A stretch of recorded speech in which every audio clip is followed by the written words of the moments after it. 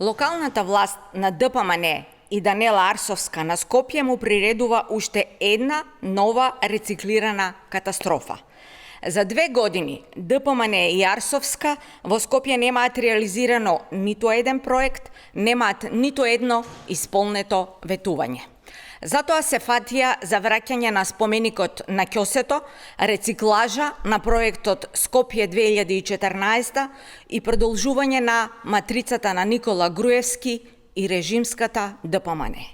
Андон Јанев ќосето е историска маргинална контраверзна личност.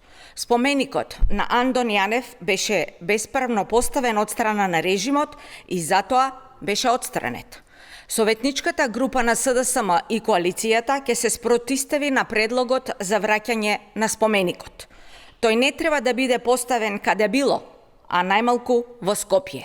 Неговото место може да е само во соодветно поглавје од македонската историја, подкрепено со примарни историски извори. На Скопје не му треба ново споменично лудило, туку реализација на проекти и подобрување на животот на скопјани. 2 години од мандатот на Арсовска и ДПМН како се локална власт, а Скопје уназадува буквално во секое поле. Нема бесплатен јавен превоз, нема набавка на нови 250 еколошки автобуси, ниту едно ветување не е исполнето. Уште полошо, наместо бесплатен превоз, скопјани останаа без превоз за прв пат во историјата. Јавниот градски превоз е пред колапс, нефункционален, а ЈСП едва и преживува потонато во долгови. Иста е состојбата и во останатите јавни предпријатија.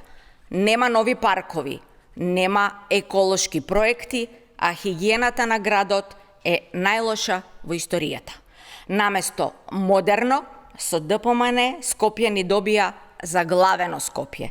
ДПМН ја има најнеспособната локална власт во Скопје на сите времиња.